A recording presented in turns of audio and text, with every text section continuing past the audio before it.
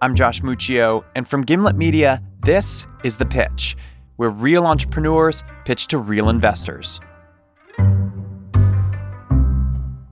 What are your names? My name is Ishmael. Ishmael. And I'm Joanna, and we're the founders of Qleek. Great to meet you. And your company's Qleek? Qleek. Qleek. Oh.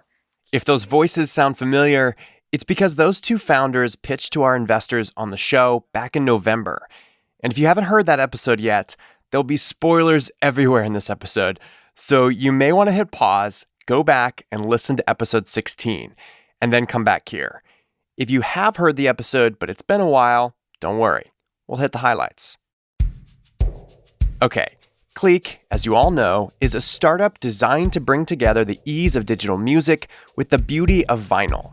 When the founders, Ishmael and Johanna, were on the show, they talked about how these little wooden hexagon-shaped Qleeks would bring back the joy of sharing music. They showed off their Qleek player and described how this was the next logical step for music collectors, but the investors didn't go for it, and the founders ended up walking away without funding. Well, a lot has happened since then, including something that really surprised us. So we want to revisit this startup and tell you all about it.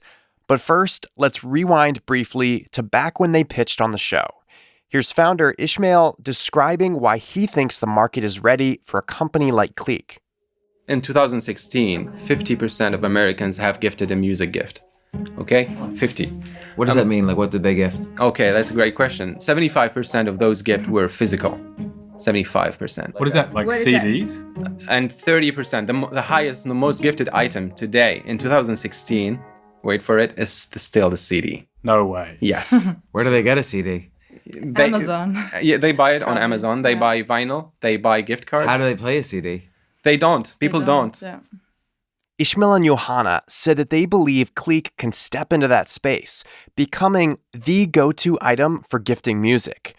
But the investors pushed back on the idea that people, especially millennials, would want another thing. After all, part of the appeal of music streaming services like Spotify is that they don't take up any space. But also, one of the mentalities of millennials is that they don't want to have things, okay? They're trying to get rid of their things. So they're investing more in experiences. Everybody knows that is not true. right. So because one of the reasons is they travel around a lot. They don't want to have records. They don't want to have lots of books. They don't want lots of things. So they're actually, I feel that the mentality is counterintuitive to what you seem to be I selling. agree with you, except for gifting. In the study that I can share with you shows that millennials are the heaviest gifters in today's world. Yes, but Ishmael argued that investors were missing out on a huge market, this millennial gifting trend. They want to gift music to one another, but they don't necessarily have a CD or record player. So Qleek is a way to gift music in a new and beautiful form that people can actually enjoy. I see the design. a And I matter of- appreciate You're selling everything. an emotion. Yeah. Cultivated in part by the design. One musician told me records are not, when people buy records, they don't buy music. They buy the container that has the music. Well, that's ridiculous. So I'm gonna push back on that. It's the both. It's the both. both. I mean, people buy records because it is the purest form of music. There is, But there is something tangible and lovely. But one of the reasons that this has had the transformation of the music industry is because people wanted to condense their things. People wanted to be able to. I don't necessarily agree with that. I think that's one of the biggest misconceptions about what happened in music, because we apply what happens in other sectors of tech to the music space. But in my opinion, what happens in the music space is we shifted to streaming, which allowed you to just access 30 million songs in one click instead of buying a CD and have 12 songs. And that was the difference. Like, paying $10 a month to access 30 million songs, that was the killer thing for me to switch to Spotify. Not because it was smaller or decluttered my house. Actually, it made me sad, sort of. And one of the proof of that is the resurgence of vinyl, in my opinion. It's very symptomatic of what's happening in the music space. Millennials are buying vinyls like crazy. Why? Because they never see and touch the content they have and they love. And with that, the investors made their decisions. Here's Daniel Galati. So here's where I'm at, which is I think this is in many ways kind of like a classic consumer product bet, right? Like you're inventing this new format, and no one here in this room or anyone knows what the adoption will be, right? And so I think if you get sort of this critical mass of consumer adopters, I think almost everything, at least for me, lines up in terms of business opportunity. I think that you can easily monetize, and I think you can build a really big business. But I think the germ of this business really starts with, consumer adoption. And that's why I feel really exposed here, because you could be inventing the next, MP3, right? Right. And so, but if I really sort of think about who will adopt this, I just can't help but think it's a niche market. And for that reason, I'm a pass. But I think what you're doing is really interesting and could be a really, really big thing. The rest of the investors followed suit. And in the end, no one went in on Qleek. I feel like we all could be horribly wrong here. I know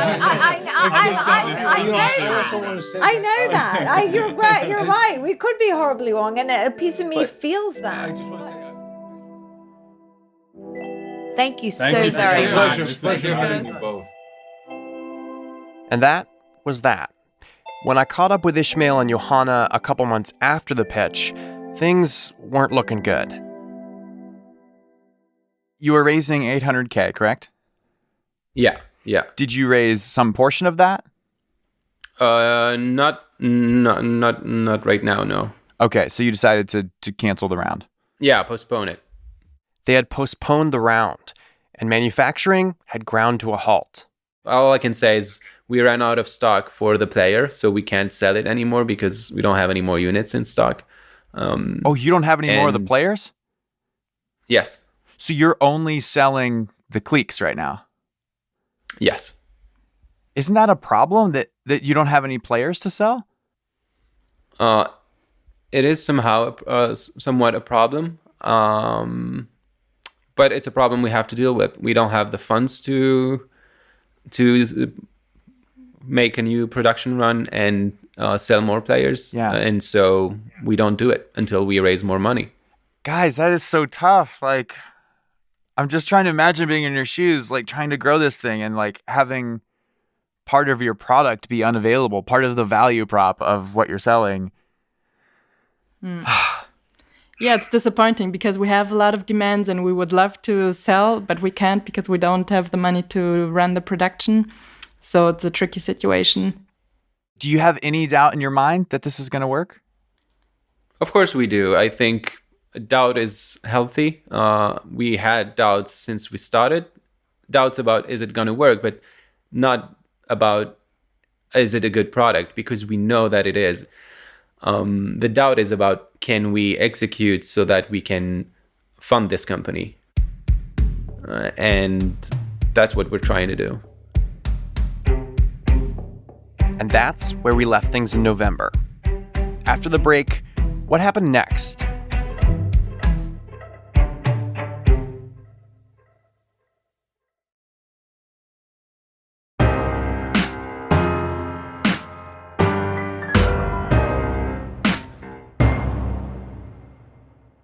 Welcome back. When we left off, the founders of Qleek were struggling to see a way forward for their fledgling startup. Well, you know how they say that it gets worse before it gets better? Well, it got worse for Ishmael and Johanna in the month that followed.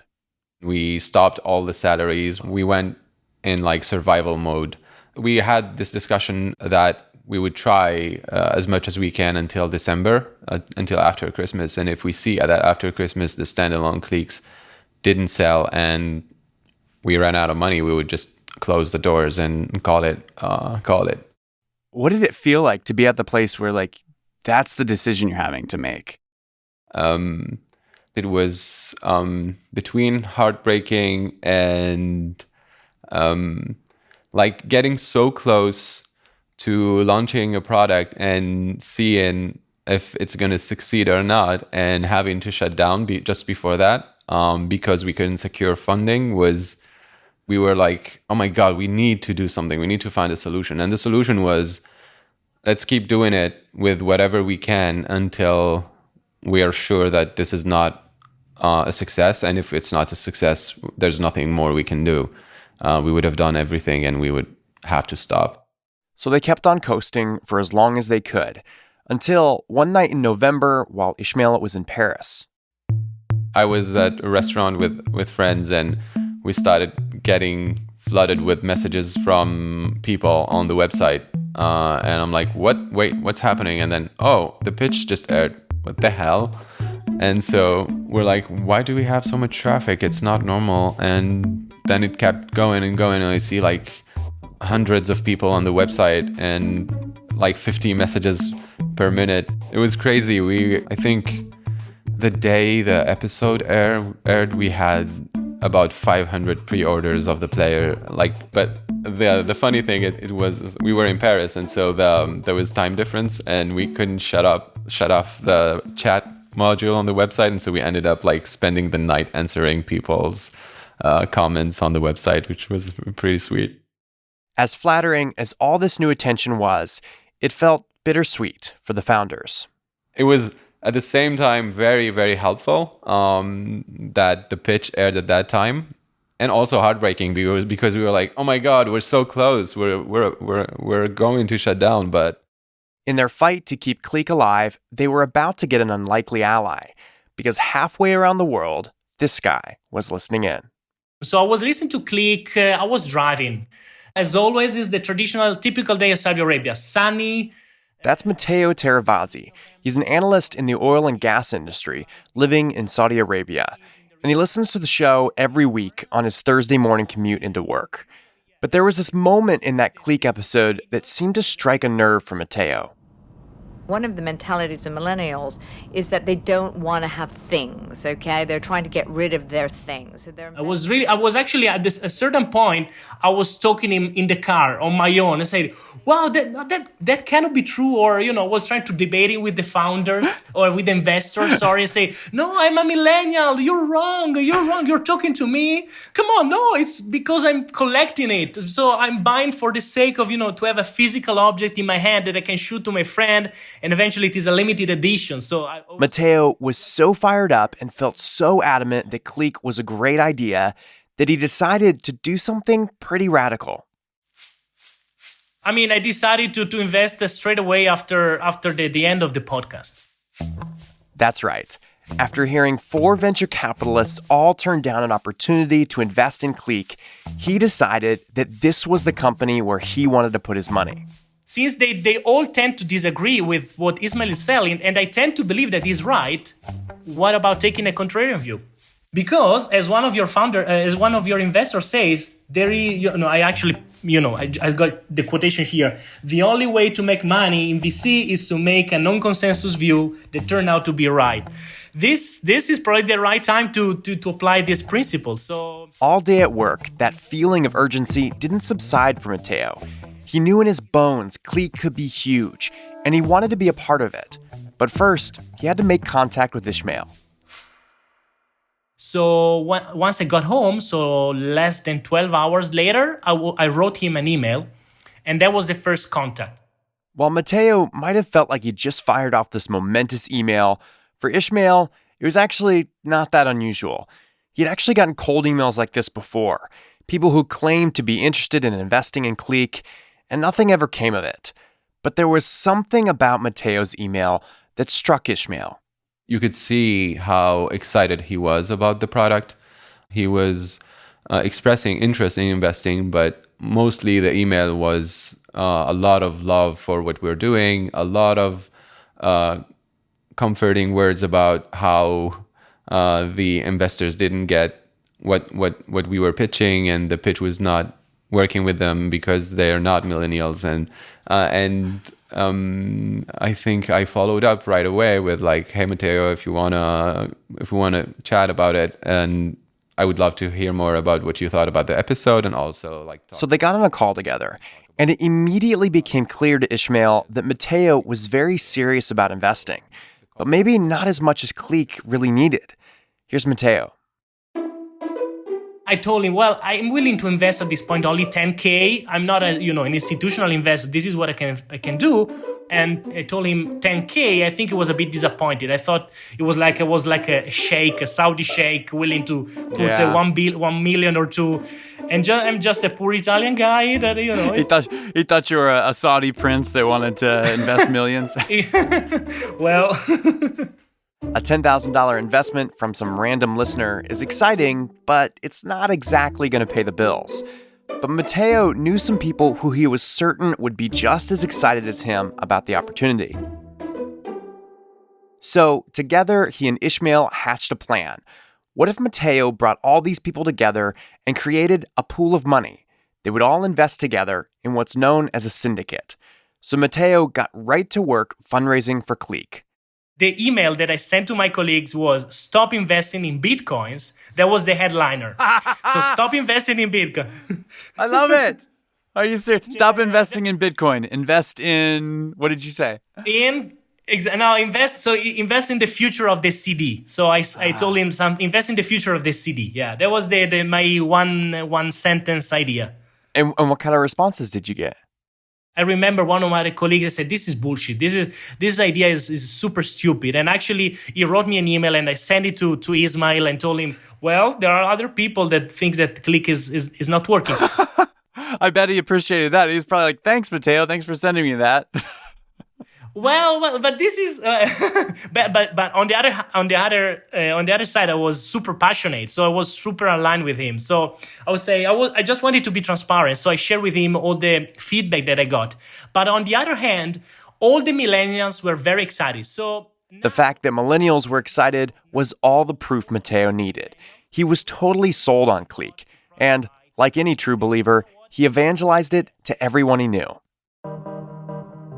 Yeah. So I text my wife and I text my brothers. And they were all excited. So I was super passionate. I would say, guys, I found the perfect startup that I would like to invest. Check this out. I sent them the link of the podcast. Slowly, a group of would-be investors started to come together. Some Matteo knew, and some he didn't. So there was a colleague of mine, he was in Hong Kong. My two brothers in Italy. One person was in Paris. So also different time zones. But it was super excited. I was super thrilled to have the idea, to put things together. From his home in Saudi Arabia, Matteo worked to get all these people, 9 in all, living on 3 different continents, organized together and invested in Qleek. He managed to do it. He managed to get people together, people who even he didn't know. And so it was very, very epic. I was willing to do everything possible, spending all the night up, finalizing the contract, and I was super happy that we did it. And the idea that, I was the humble guy that, listening from 8,000 miles away to this story and deciding, we can help. And then, that was probably a bit naive and simplistic, but eventually we did it. Matteo and 8 other people were now proud owners of a piece of Qleek. Together, through their new syndicate, they invested a total of $53,000 in the company.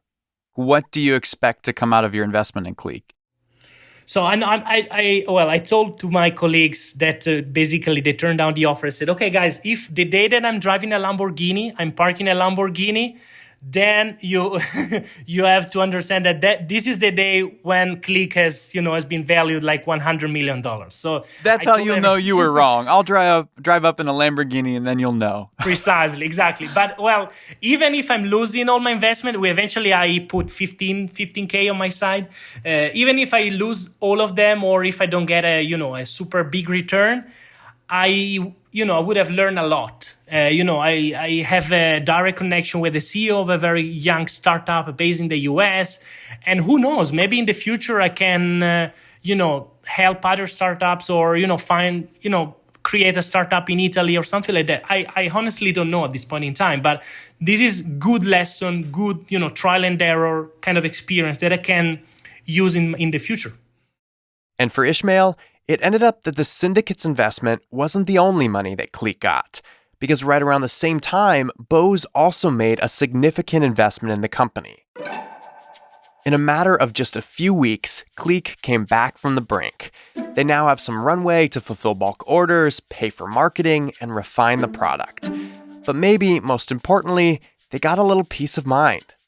When I knew we were okay, I went out, I got myself a beer and sat down, drank my beer by myself, started texting people because I was so excited, and then couldn't sleep for the entire night. I ended up pacing in the Airbnb like a crazy person with a smile on my face and saying, okay, we're doing this, we're still alive, and we're gonna make it. What were the thoughts flowing through your mind? What were you thinking about that kept you up? I think one of my biggest fear was not to shut down the company. My biggest fear was to shut down the company knowing that it still has potential for success. That's my fear. And now I was pacing and thinking, okay, now it's on our hands again. It's up to us. It's not up to investors. It's not up to other people. It's up to us. We have our destiny in our hands. We have the company we are at the helm of the company, and we can make it a success if we do the right things. And so I was trying to think about all the right things that we need to do and how exciting that is. This is the part where Ishmael and Johanna ride off into the sunset. Except in the startup world, this is only the beginning.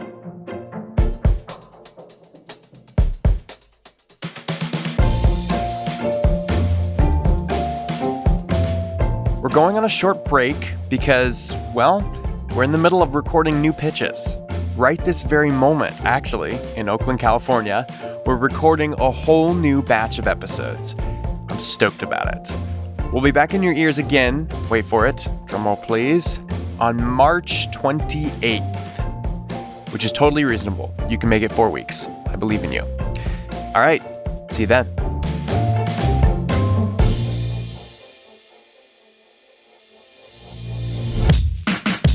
Our show is produced by me, Josh Muccio, Kareem Maddox, and Molly Donahue. We are edited by Devin Taylor. We're mixed by Enoch Kim, original music composed by The Musemaker. Our theme music is by Breakmaster Cylinder. Lisa Muccio plans our recording events, and thanks to Asta Chaturvedi for her reporting on this episode.